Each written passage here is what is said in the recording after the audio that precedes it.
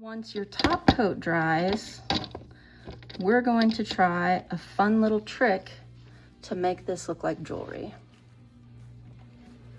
Once you have some top coat on it, it really brings out that design, doesn't it? And see what I mean about leaving some spaces around the silver so that the color underneath comes through on that skull? It just really adds something to it to have that dual tone, right? What do you think about the roses? Having 3 colors in the roses just adds to the depth. This reverse stamping thing, weird name, awesome results. I hope this helped you with your technique. And now for the video bonus. We're gonna do something a little more fun to make this look like the jewelry that I felt like it is. Key here is going to be patience. And it's gonna take patience on your part and patience on the client's part. So make sure that you have allowed enough time for this to dry, that you've allowed enough time to do this, and that you are charging for your time because your time has value. We're just gonna take the top coat and literally drip a tiny little dot right on the dinosaur's face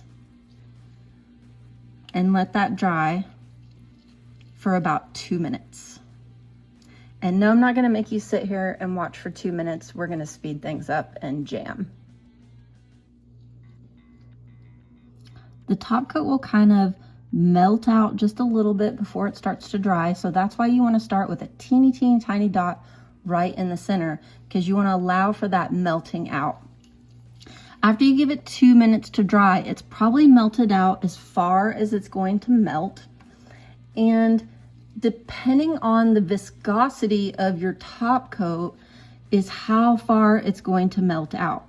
If you find that it's still pretty thick, it's still got a pretty good little dome, you might want to give it an extra minute for the solvents to evaporate. Otherwise, it could still be trying to dry because it's a little on the thick side.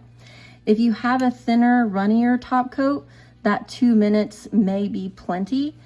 Also, if the top coat is too runny, you may not be starting to get that little dome. So maybe save your old top coats that get a little bit too thick and use them for art instead of trying to put them on the nails and getting frustrated with them. Because you can always tip them over onto a palette and use them with brushes and dotting tools. And they become useful for art when they're too frustrating to get out of the bottom of the bottle because the brushes just aren't reaching. Basically what we're gonna do is keep coming back and layering little dots .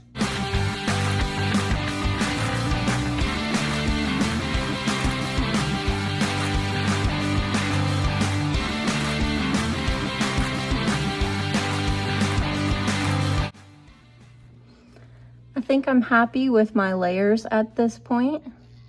It's just the right height. I think if I went any thicker, it would start to get cloudy. So what do you think?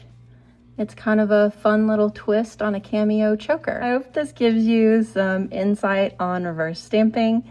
Maybe you figured out a little bit of troubleshooting, and I hope you had a lot of fun. Make sure you hit subscribe, check out the caption for the colors and your coupon code, and I'll see you next time.